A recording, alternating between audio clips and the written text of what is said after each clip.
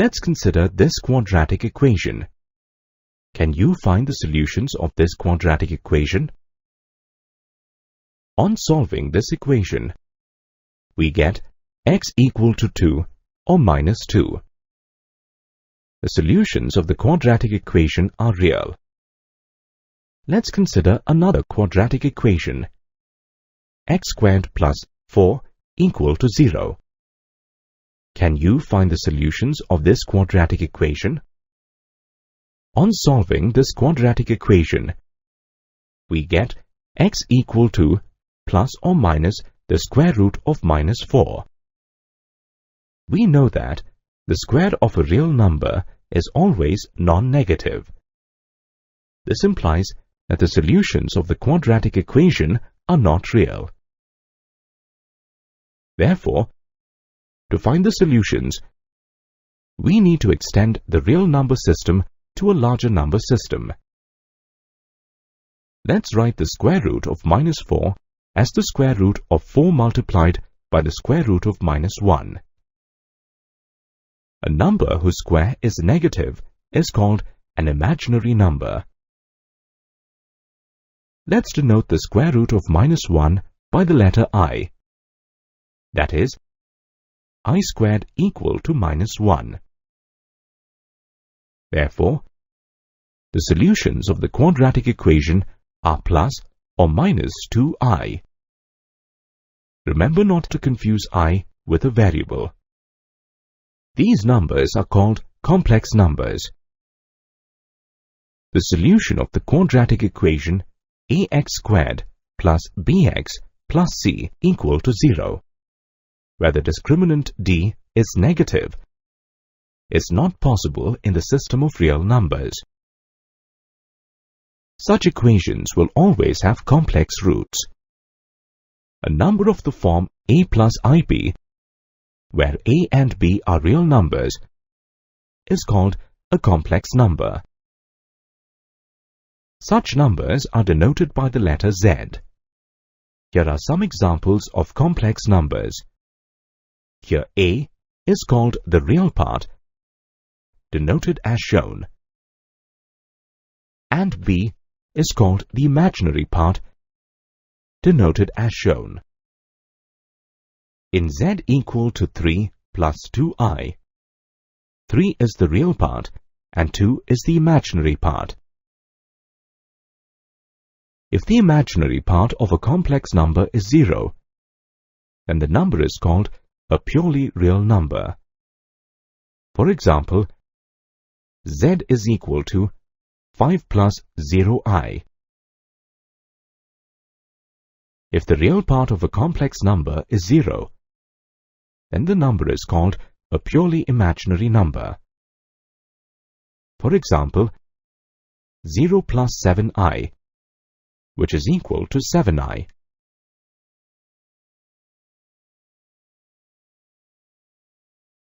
Let's take a look at the mathematical operations on complex numbers. Can you calculate the result of these operations? Let's first begin with the addition of two complex numbers. Consider two complex numbers, z1 equal to a plus ib and z2 equal to c plus id. The sum of these two complex numbers is equal to a plus c plus I multiplied by b plus d. What did you notice in this addition operation? The sum of the real parts of the two given complex numbers gives the real part of the resultant complex number. Similarly, the sum of their imaginary parts gives the imaginary part of the resultant complex number. The resultant number is also a complex number. Let's find the sum of the given complex numbers. The sum of the real parts of the complex number is 11, and the sum of the imaginary part of the complex numbers is 8. The resultant complex number is 11 plus 8i. Let's look at the properties of addition of complex numbers.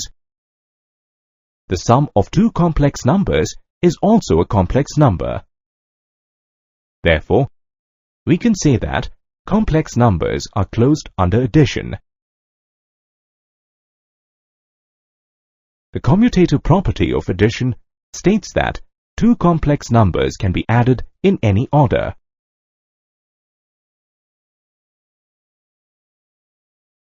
The associative property of addition of three complex numbers states that the numbers can be grouped in any order.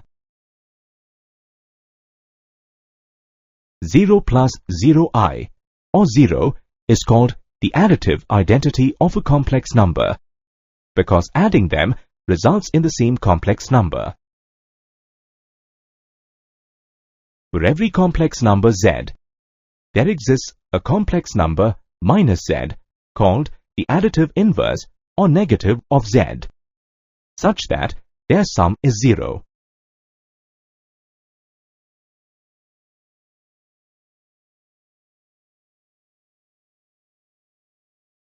Next, we'll find the difference of two complex numbers. Consider two complex numbers, z1 and z2. To subtract z2 from z1, first find the additive inverse of z2 and then add it to z1.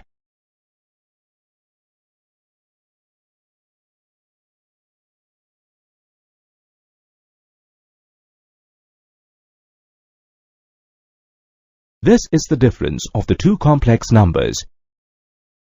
Let's subtract 2 minus 7i from 3 plus 2i. The additive inverse of 2 minus 7i is minus 2 plus 7i. Therefore, the difference is 1 plus 9i. The difference is also a complex number.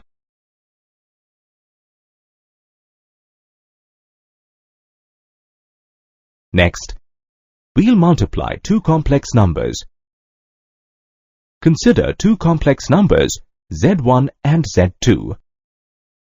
The product of the complex numbers z1, z2 is equal to AC minus BD plus I multiplied by AD plus BC. Let's look at an example.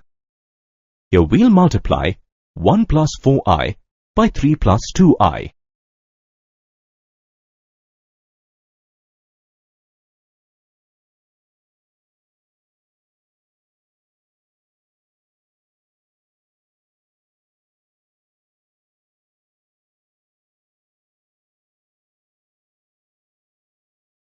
On multiplication, we get minus 5 plus 14i. The product is also a complex number. Let's look at the properties of complex numbers under multiplication. On multiplying two complex numbers, the product is also a complex number. This means that complex numbers are closed under multiplication. The commutative property of multiplication states that two complex numbers can be multiplied in any order.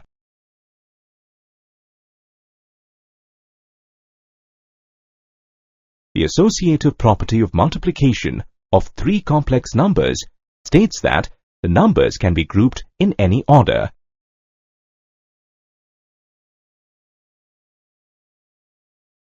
One plus 0i, or 1, is called the multiplicative identity of a complex number, because multiplying them results in the same complex number.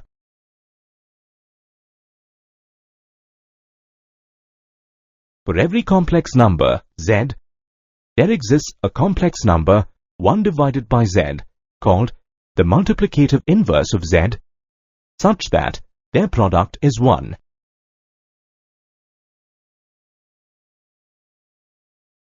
For any three complex numbers, multiplication is distributive over addition.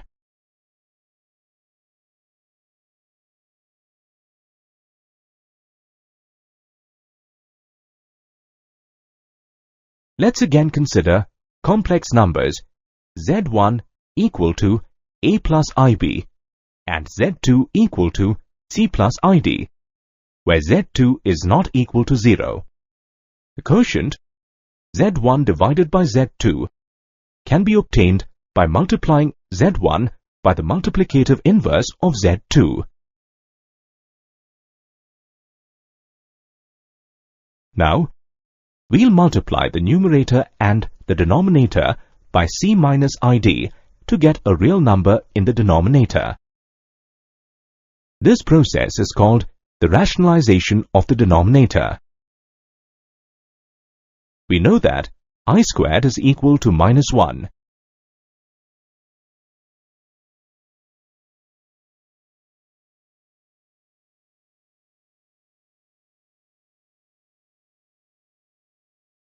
This is the required quotient, which is also a complex number.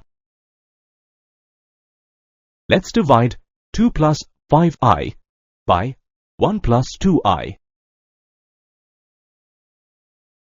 The multiplicative inverse of 1 plus 2i is 1 divided by 1 plus 2i.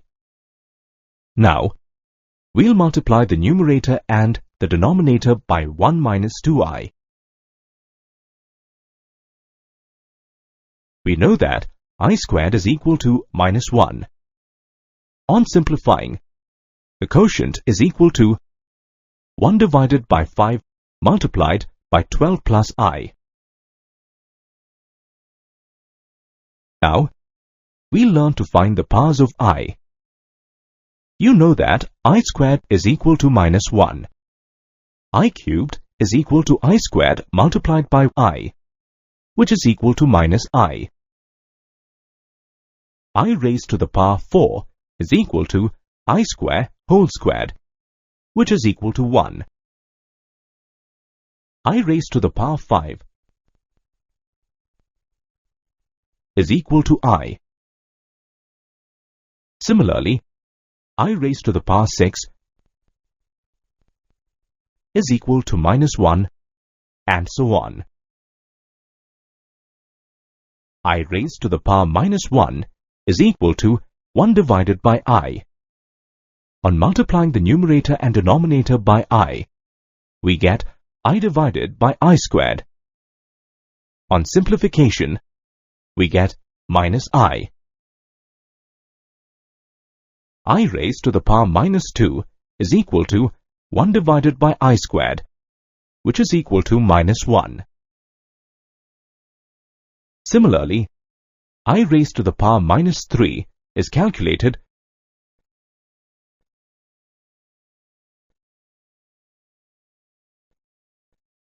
as I, and so on.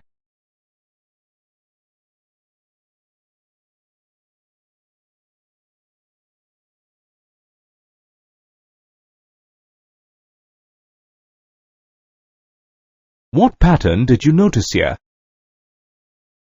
For any integer k, I raised to the power 4k is equal to 1.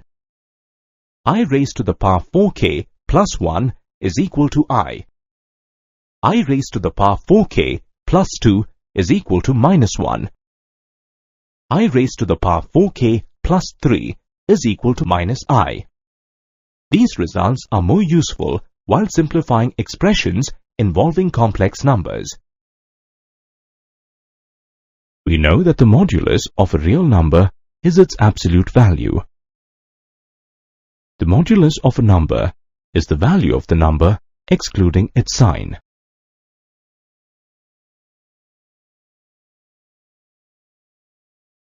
Now, let's consider a complex number z equal to a plus ib. We know that a and b are real numbers in the given complex number, where a is called the real part and b the imaginary part of z.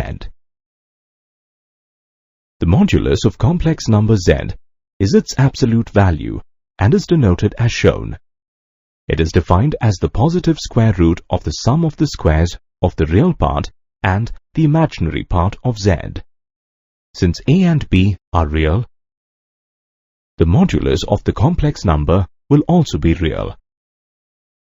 Let's find the modulus of complex number z equal to 3 minus 4i. The modulus of the complex number is the square root of the sum of 3 squared and minus 4 whole squared. This is equal to 5. Let's consider two complex numbers, z1 equal to 2 plus 3i and z2 equal to 4 plus 2i. Since these complex numbers have imaginary parts, it is not possible to find out the greater complex number between them. Thus, the ordering relation of complex numbers, that is greater than or less than, is meaningless. Ordering relations can be established for the modulus of complex numbers because they are real numbers.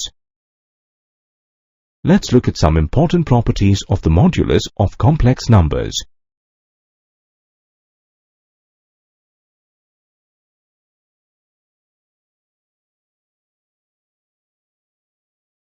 The conjugate of a complex number is the complex number obtained by reversing the sign of its imaginary part. Let's consider complex number z equal to a plus ib. The imaginary part of z is b, and the sign of b is positive. Let's change the sign to negative. Thus, the number obtained is a minus ib. This is the conjugate of z. It is denoted by z bar. Let's find the conjugate of complex number z equal to 4 plus 7i. The conjugate of z is z bar equal to 4 minus 7i. Similarly, the conjugate of minus 3 plus 14i is minus 3 minus 14i. The conjugate of minus 12 minus 9i is minus 12 plus 9i. Here are some important properties of the conjugates of complex numbers. Let's consider a complex number x plus iy.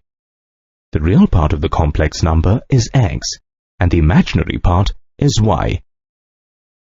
Both x and y are real numbers. We know that an ordered pair of real numbers can represent a unique point in an xy plane. Let's consider an ordered pair x, y, which is represented by point P in the xy plane. If this complex number corresponds to the ordered pair x, y, then it can be represented by the unique point Px, y in the xy plane. Conversely, each point in the xy plane represents a unique complex number. In the figure, each point in the xy plane represents an ordered pair corresponding to a complex number. A plane having complex numbers corresponding to each of its points is called the complex plane or the Argand plane. In the Argand plane, the x-axis is called the real axis and the y-axis is called the imaginary axis. The x-coordinate of a point corresponds to the real part and the y-coordinate corresponds to the imaginary part of a complex number. For point P, 8, 6, 8 corresponds to the real part and 6 corresponds to the imaginary part of the complex number 8 plus 6i. All the points on the real axis are represented in the form x, 0, corresponding to the complex number x plus 0i. Similarly, all the points on the imaginary axis are represented in the form 0, y, corresponding to the complex number 0 plus iy. Let's consider the complex number 8 plus 6i. Point P, 8, 6 on the Argand plane represents the complex number 8 plus 6i. Now, we'll draw perpendiculars from the point to the axis. The perpendicular distance of point P from the x-axis is 6 units, while the perpendicular distance of point P from the y-axis is 8 units. Therefore, the distance of point P from the origin O is the square root of the sum of 8 squared and 6 squared. This is equal to 10 units. The distance of point P from the origin is the modulus of the complex number 8 plus 6i. As you can see, this is the same way in which we calculate the modulus of a complex number. Therefore, the modulus of complex number z equal to x plus iy can be geometrically interpreted as the distance of point px, y from the origin in the Argand plane. Let's represent the conjugate of complex number 8 plus 6i. The conjugate of the complex number is 8 minus 6i. This complex number corresponds to the ordered pair 8, minus 6. Point Q, 8, minus 6 in the Argand plane represents the conjugate of the given complex number. Here, it is observed that point Q is the mirror image of point P. In the Argand plane, complex number z equal to x plus iy is represented by the point x, y, and its conjugates z bar equal to x minus iy is represented by the point x, minus y, which is geometrically interpreted as the mirror image of the point x, y on the real axis.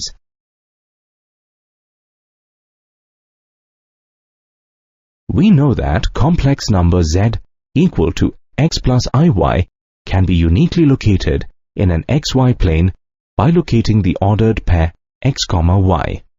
Let's draw a line joining point P and the origin.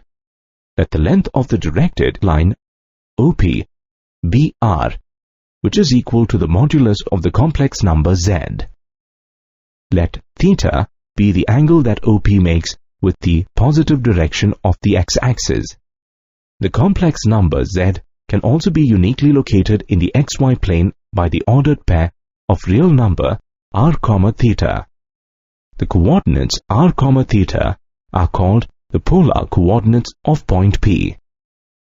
The origin is considered as the pole, and the positive direction of x-axis is called the initial line. Let's establish a relationship between the Cartesian coordinates and the polar coordinates. Let's draw a perpendicular from point P to the x-axis. The length of PM is y units and the length of OM is x units. By using trigonometric ratios, cos theta is equal to OM divided by OP, which is equal to x divided by r. Therefore, x is equal to r cos theta. Sin theta is equal to PM divided by OP, which is equal to y divided by r. Therefore, y is equal to r sin theta. By using these results, the complex number z equal to x plus iy can be written as r cos theta plus ir sin theta. By taking r as common, we get r multiplied by cos theta plus I sin theta. This is called the polar form of the complex number. Here r is equal to the modulus of z, which is equal to the square root of x squared plus y squared, and theta is called the argument or amplitude of the complex number. We know that sin theta divided by cos theta is equal to tan theta, which is equal to y divided by x. Therefore, theta is equal to tan inverse y divided by x. This implies that argument theta of a complex number can only be defined for non-zero complex numbers. For any non-zero complex numbers, we commonly consider the value of theta such that minus pi less than theta less than or equal to pi, called the principal argument of the complex number, unless specified otherwise. Here are some properties of arguments. Argument of z1 multiplied by z2 is equal to argument of z1 plus argument of z2. argument of z1 divided by z2 is equal to argument of z1 minus argument of z2. An equation of the form ax squared plus bx plus c equal to 0, where the coefficients a, b and c are real numbers and a is not equal to 0, is called a quadratic equation.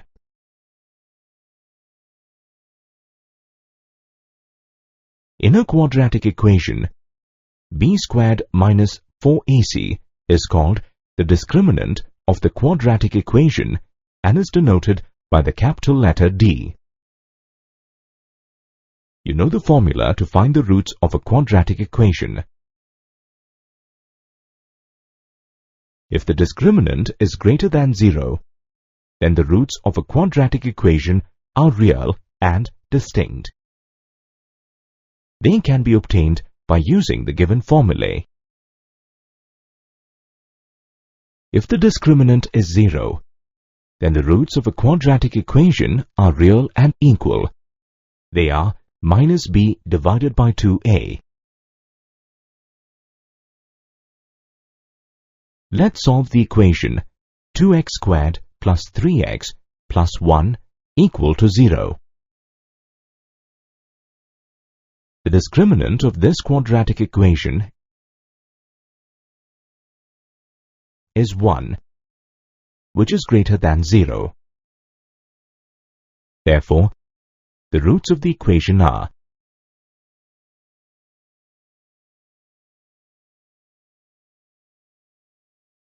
minus 1 divided by 2 and minus 1. Let's consider another quadratic equation 2x squared plus 2x plus 1 equal to 0. First, we'll find the discriminant. The discriminant obtained is minus 4, which is less than 0. In such cases, how can you solve the quadratic equation? We know that the roots of a quadratic equation ax squared plus bx plus c equal to 0 are as shown. Since the discriminant is less than 0, the value of b squared minus 4ac is negative. Therefore, we can write the discriminant in the formula as minus 1 multiplied by 4ac minus b squared. We know that the square root of minus 1 is I. Therefore, the roots of the quadratic equation, where the discriminant is less than 0, can be obtained by using the formulae given. The roots of the quadratic equation are complex numbers and they are conjugate to each other. Let's now solve the given quadratic equation 2x squared plus 2x plus 1 equal to 0. We have already calculated the discriminant of the equation, which is less than 0. Therefore, the roots of the quadratic equation are as shown. On simplification, we get the roots of the quadratic equation as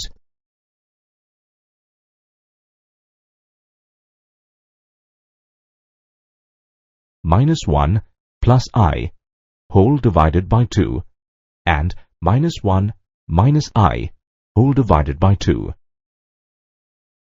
In all the three cases, we observed that a quadratic equation has two roots. In general, a polynomial equation has at least one root. This is called the fundamental theorem of algebra. As a result of this theorem, a polynomial equation of degree n has n roots. Let's review the properties of the roots of a quadratic equation. The sum of the roots of a quadratic equation is equal to minus b divided by a. The product of the roots of a quadratic equation is equal to c divided by a.